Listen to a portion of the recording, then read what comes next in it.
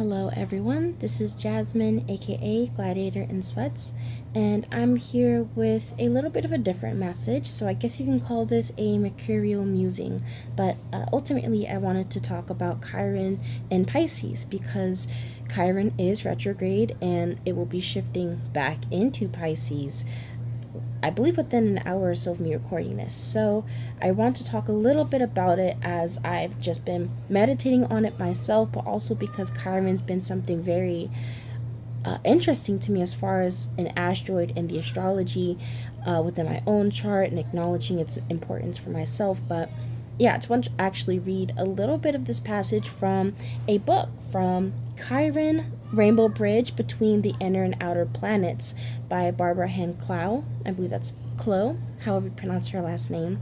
And I'll include that information in the description box if you would like to look into that book yourself.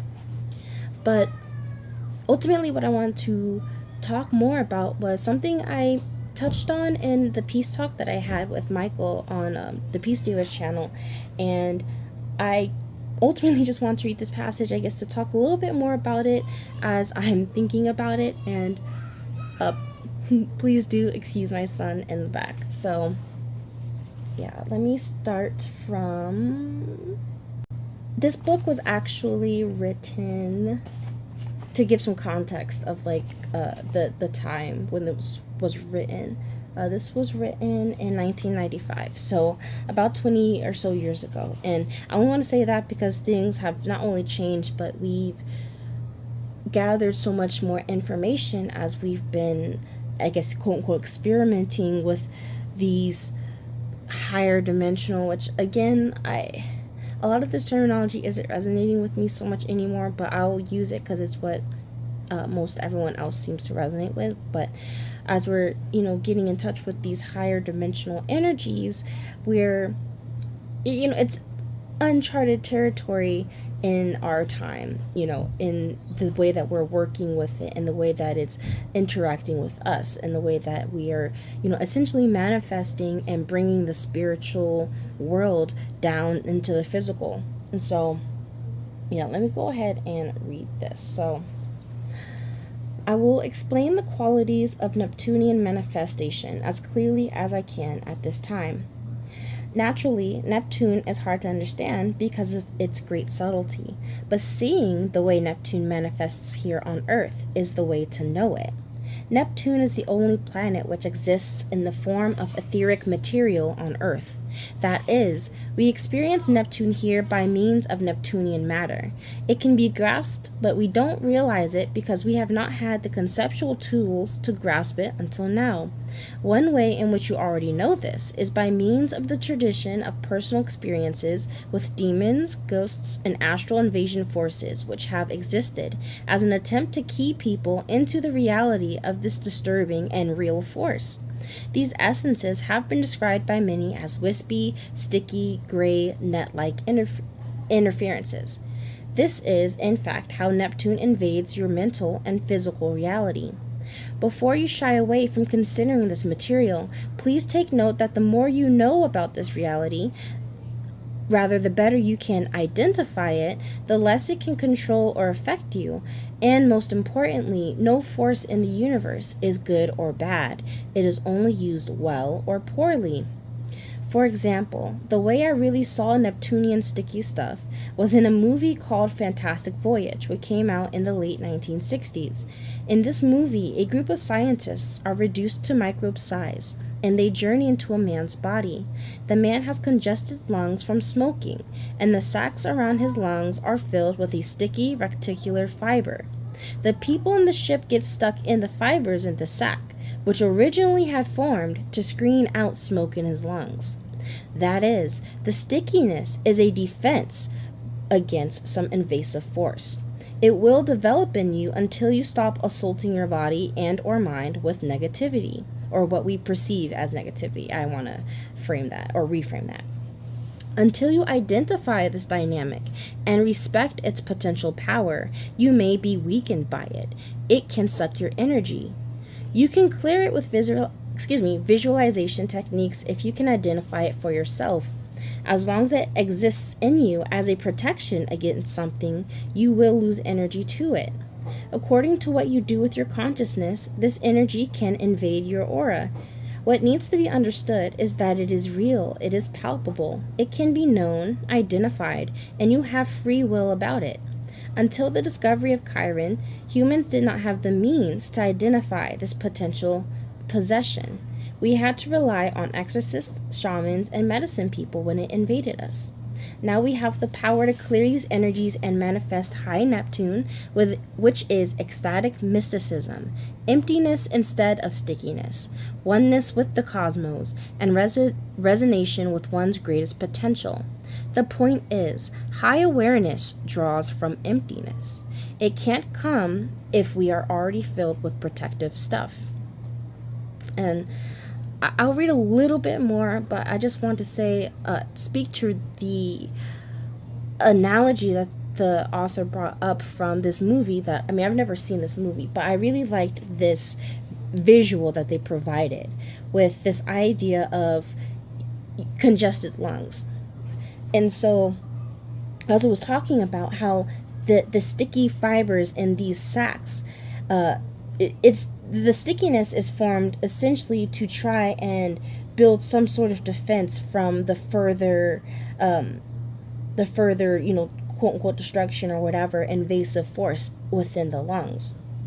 And so, as I was saying, this stickiness is a defense against this, and you can kind of look at our memories, our imprints. Some people look at them as attachments. They can manifest as demons, as physical, actual ailments. All of these things ultimately develop until we identify what is being shown to us. What are we ultimately, not necessarily just needing to learn, because it's not necessarily just about needing to learn or like, oh, there's something like wrong with me or whatever, but I guess from a more neutral standpoint of what is being shown, like what is this? What am I being shown? Because it's very illusionary. We can be I guess the way that I can even look at it as, I know that there's been these movies and even shows of like these video games where it's like a virtual reality game and you put on the headset or whatever and then you're in the game, but you're not able to like kind of get out of the game and it becomes real.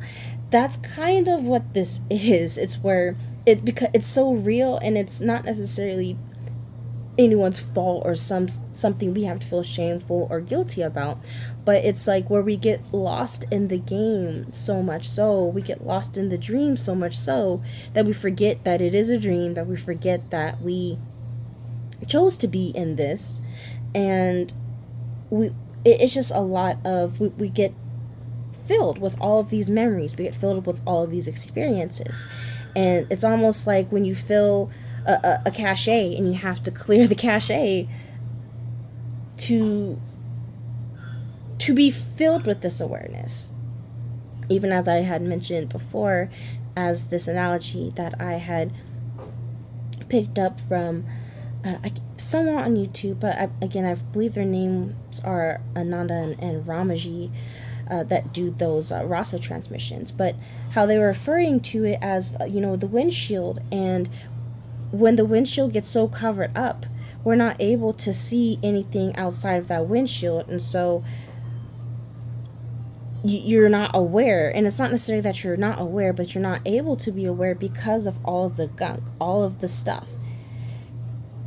And so it's almost like when you do go to reach out to look out, when you go to look further, all you get is the gunk. You get the reflection stuff, the stuff that's there sitting within our aura, sitting within our bodies, as an imprint. And again, I always want to make sure that I'm not framing this necessarily as a good or bad. It just is what it is. And so if we feel that it would serve us, which as many of us are finding that it would serve us to not have so much of this quote unquote stickiness and this gunk, we're wanting to figure out how to get rid of it, how to identify it, how to best work with it. And there's many different ways. which again, I'll talk a little bit about it even in this passage that I'm about to read. But I guess ultimately at the end of this passage is referring to one of the tools or techniques that I am working with or finding useful for me at this stage or at this point. So let me just finish reading this. The teachings on astral interference, or this Neptunian stuff, are extensive. Recently, some have found it effective to deal with it by means of deflection with shields, or by means of Pluto purification. It is true, one can become so emotionally pure that one is not affected. You can seek an exorcist, a shaman. Both of these techniques work very well. But at what loss? Shields move us into a defensive position and imply separation. And too much Pluto purification often destroys Euros. So I guess I just even want to talk about that a little bit before I even go on. But, what they're referring to is what I was talking about is shields ultimately move us into this space of like separation, and we're not acknowledging the Neptunian or mirror, and we're not acknowledging the illusion of this experience, of this dream ultimately. The way I guess the simple way of putting it is just it's like a band-aid. You just put a band-aid on it because it's a shield, but then ultimately it's not that the shield isn't good, but it's that it's not sustainable, which is what I'll go into as I finish this passage. And even as we talk about with Pluto purification and how it destroys Euros, ultimately like you end up not even necessarily just so detached, but to where you still want to maintain a certain, quote unquote balance of your ego, of your personality, because that's why we're here. Or, that's really the joy and point of why we enjoy this experience of being able to be in these physical bodies, to touch, to have these different feelings and sensations in a physical body. So yeah, the point isn't necessarily to be so quote unquote like, I don't want to put like high vibe, but like to where we completely eradicate the ego and now we're just like a big blob of nothing, and now there's no differentiation between who we are and the space. The joy and the fun of this is still having our unique perspective, our unique experience and influence and energy. So what is the quote unquote balance, or what is the integration of these two? So I'll go on to read. Shields and purification rituals will require energy, as I was talking about. It can be energy well spent, because otherwise astral interference can suck your power. They can de-energize you. But now we can visualize and comprehend the materiality of Neptune. We can utilize Chiron to identify that exact place waiting for this cosmic oneness. We can simply choose to see the interferences caused by our own lack of awareness or deliberate manifestation or manipulation by others. I am talking about seeing the astral realm. Once you see this and understand it, your will and power are free to be clear. Shields and purification techniques are very good, but they use energy that could be extended in cosmic merging. You can feel the heartbeat of the universe. It never stops beating. Only fear of the unknown allows the astral to invade your reality, and thus you build up shields and protection. So, I guess I hope that makes sense, but to try and put it, I guess, in maybe a little bit more simpler context, it's not necessarily just once you know better, you do better, but it's this.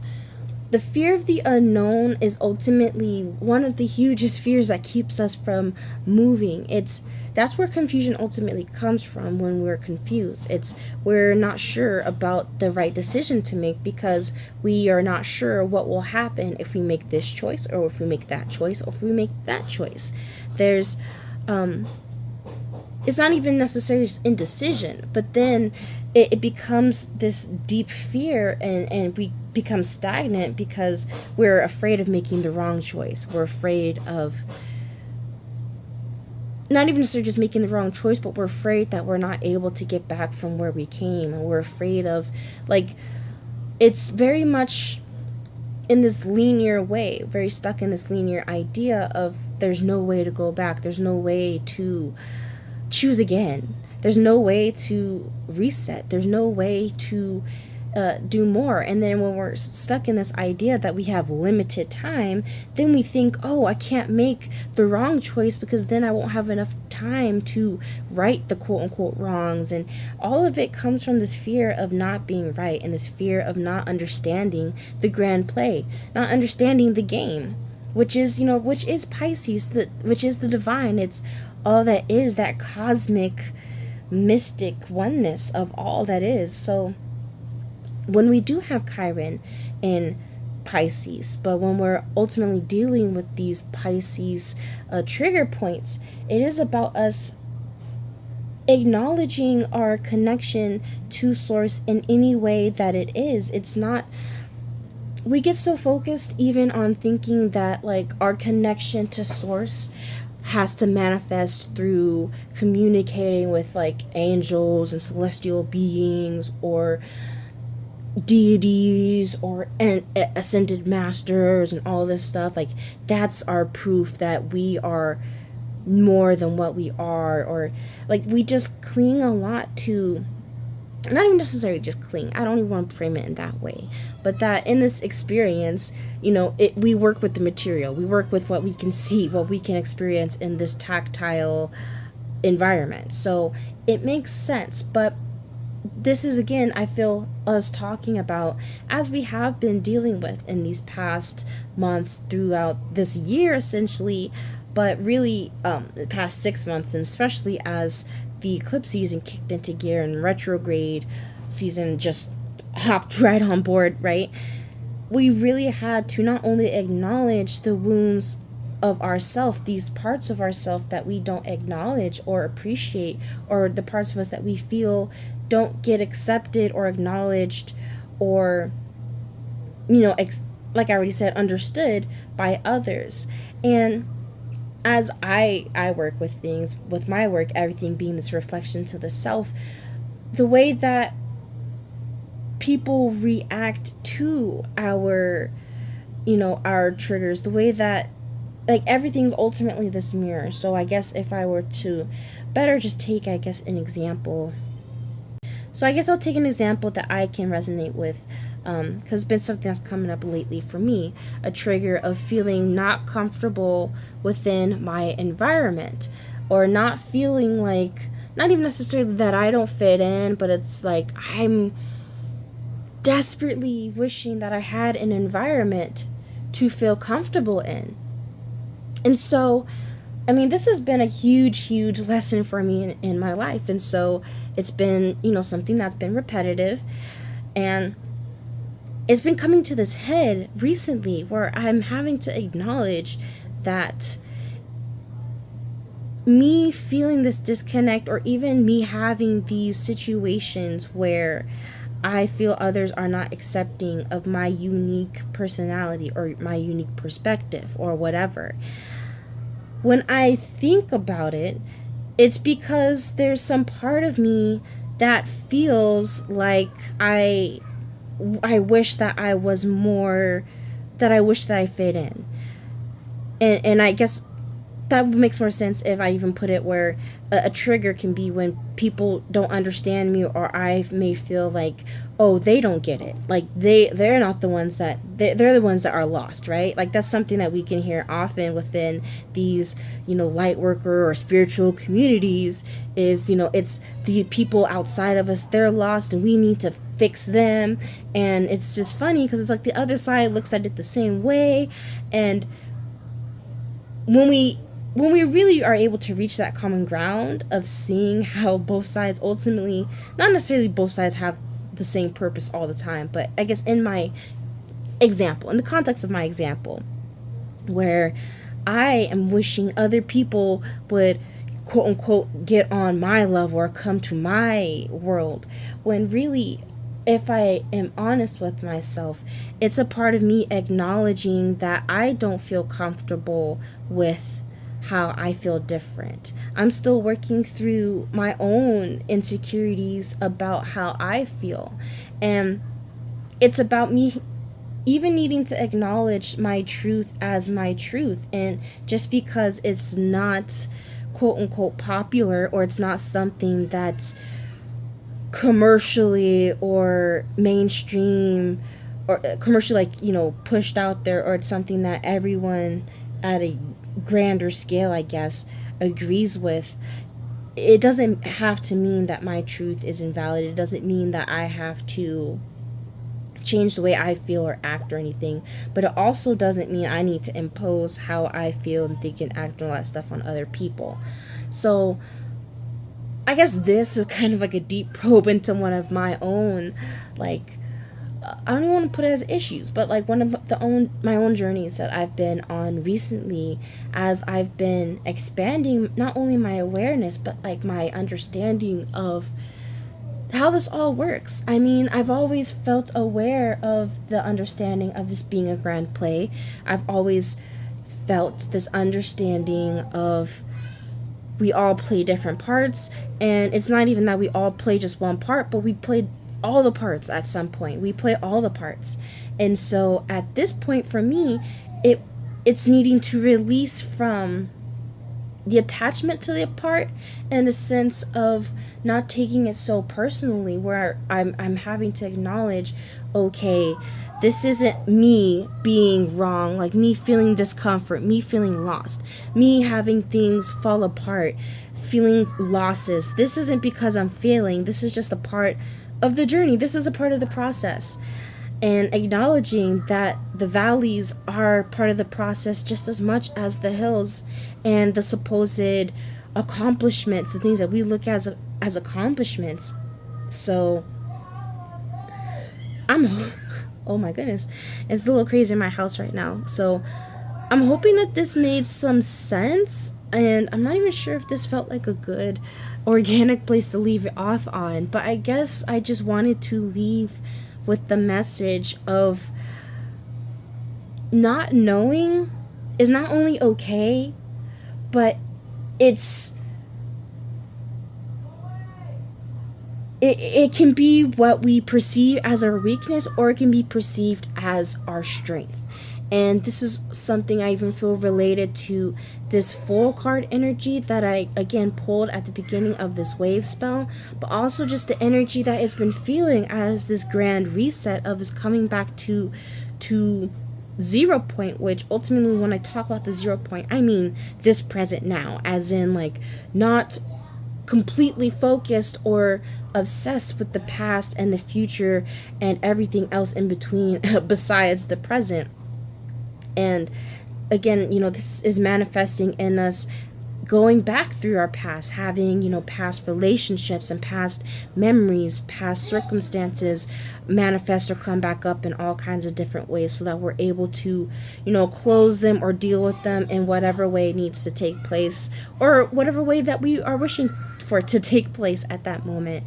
And yeah, like, I hope this is all making sense, and I hope that the past videos have been making sense, because the way I'm seeing this is definitely, it's always not been linear, but this point in time is definitely at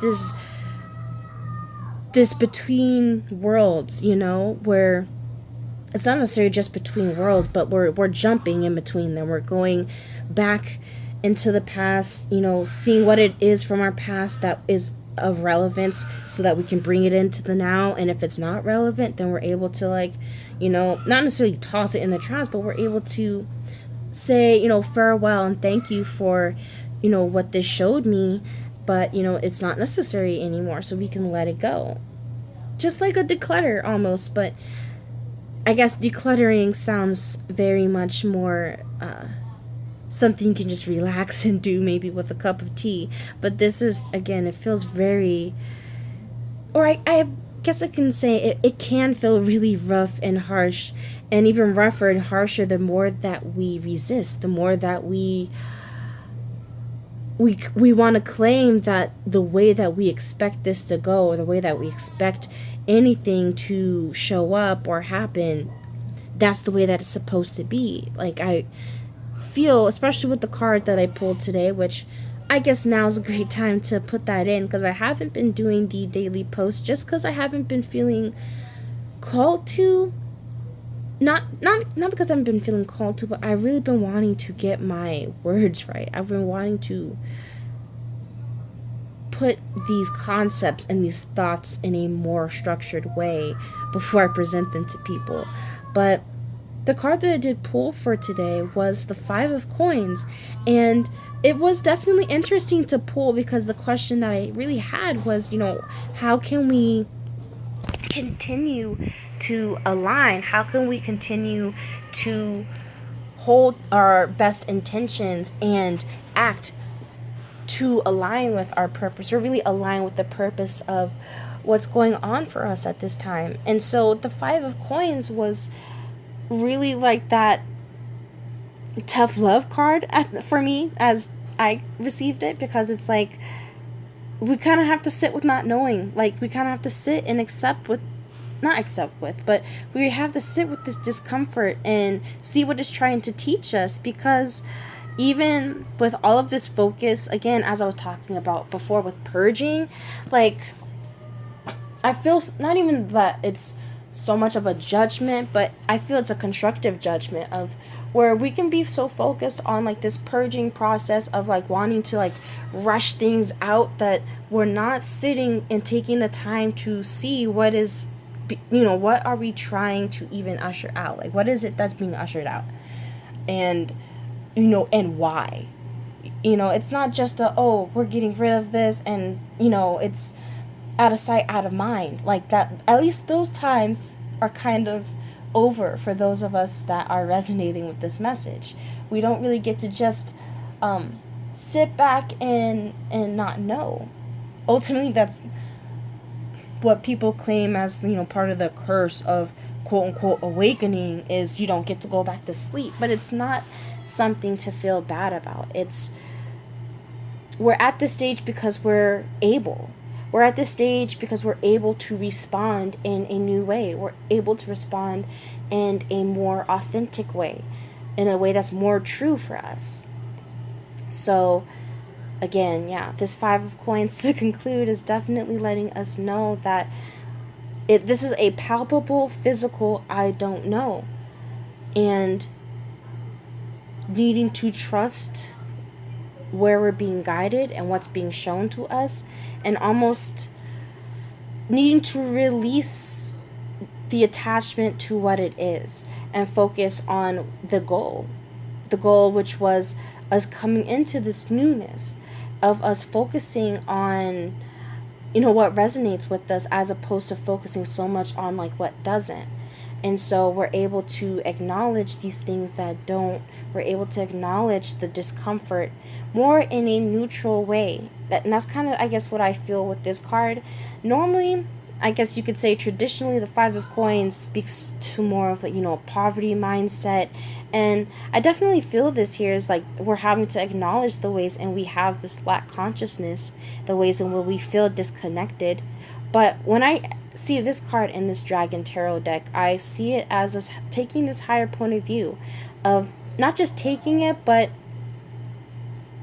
we are having to acknowledge that we don't know. We don't see all the paths just yet, if at all. Sometimes part of it is us not knowing. And all of this spins back into our hyper focus in needing to know things and knowing. And I guess all of this ties back into what I was saying in the beginning, so I can close this off as you can know so much to where now you just have a database full of knowledge, but it's like, is it relevant anymore? I don't know why this idea just came to my mind, but even the idea of like, if you ever collected magazines, like you've had a magazine subscription and you hold on to them and you keep them stacked and stacked and stacked, and you can do this with like a newspaper or anything that's periodical or chronological, and you can hold on to it, and we can hold on to it forever because we want to hold on to those memories. But at a certain point, it can feel a lot to carry. It can feel like a lot to manage. And I feel like that's where we're at. We're at this point of acknowledging that we don't really want to stay so much connected to the past. We don't want to be connected and continue to relive the same experiences or the same insights and the same ideas anymore. We're wanting to expand. We're wanting to almost, go back to square one so we can dream a new dream if we wish, or, whatever it is that we want to decide. But I feel that even this is all about us even coming to the space of being able to respond and acknowledge that we can respond how we decide, that we're the creator, we are the actor in the play, and so you can choose to play a different part if you wish. But if you do, you got to be the part. It's, we don't get to just fake it till we make it anymore. Or, I mean, you can, but I guess, again, this is about us being authentic. And you can fake it until you make it, but it's rather that's going to take a lot more energy. And not just that, but it's not going to feel good. I guess I feel it's not going to resonate. It's going to be tiring, and even more tiring to continue the facades that we don't resonate with. And I guess that's ultimately what I feel going on here is, as we get tired, and as, the ego, or, we continue to want to fight it out and act like, no, we know what it is, and we refuse to, acknowledge maybe a different perception, or acknowledge, a different truth that we maybe could resonate with, but there's some part of us that doesn't resonate with it, or feels some sort of fear in wanting to acknowledge that truth, whatever it is. Because again, this is a general reading, or just a general talk. But yeah, all of this to say that, yeah, Chiron and Pisces, acknowledging that which we don't know, but also having to take the risks to find out. And yeah, I'm just going to close it there and not try and add anything else. So thank you so much for tuning in. If you have, again, this is really impromptu. I've been reading this passage, or I felt called to pull out this book as of last night and read this passage. I really wanted to read about Chiron and Pisces again. And yeah, I was definitely just activated to talk about this a little bit further, and maybe I'll be able to further flesh it out and talk about it in a little bit more down to earth terms as I continue to work with it and learn more about myself. But yeah, again, thank you for tuning in.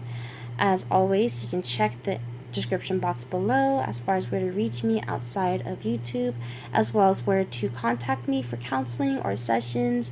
If you're going through these sort of awakenings and like enlightenment phases, or you're feeling these grand shifts and feeling lost, or wishing you could have someone to talk to about it, you can check out my site, or you can email me if you just would like to figure out some way that we can discuss something, if you're not really looking for specifically like a tarot card reading or work with those particular tools. But yeah, I really want to make myself more available for those that are wanting to connect and I guess just better understand what's going on, because I just feel I'm in a position to do so, just as I'm acknowledging how, I guess this is going to go into a little bit of a side rant, so definitely don't listen if you don't feel like you want to. But me just having to acknowledge my truth and my path as a shaman, and it's been really interesting because even this has, I guess, tying into parts of me having to acknowledge what I've been feeling confused and disconnected about, because I've had to acknowledge that no, I mean, everyone's life I ultimately view as a shamanic journey, but I'm really having to acknowledge my truth and how I've always walked between worlds, and I've always been, I guess, ultimately this dream walker, and how I do feel in a position where I'm able to talk about it, not in a space of telling people this is exactly what it is and you have to follow me, but I just feel in a position where I'm able to share my experiences, and for those that resonate with it or feel that it empowers them, I'm able to, make myself available. And not just that, but yeah, I mean, there's just a lot. I could go on and on, I guess, in talking about just the deep realizations and the just such potent clarity that I've received recently. But all of this to say, if you feel called to reach out to me, don't hesitate to do so. I'm really wanting to work to make myself accessible, as well as not necessarily just affordable, but I want it to be in a way where it's not so feeling outside of your comfort zone. I value my time and my energy, I really do, and I feel that the prices that I've even currently set are honestly really great for the amount of information and the clarity and wisdom that I'm able to provide. But I also want to make sure it's affordable for those that I just don't feel like it needs to be a huge amount of money that you need to spend in order to receive this. As much as I do value this information, it's the willingness to come with an open heart and an open mind, and the willingness to look at ourselves, I guess, in the most objective manner or most neutral manner that we're able to. So we're able to see what needs to be shown or what is being shown to us, from a more clear, concise point of view.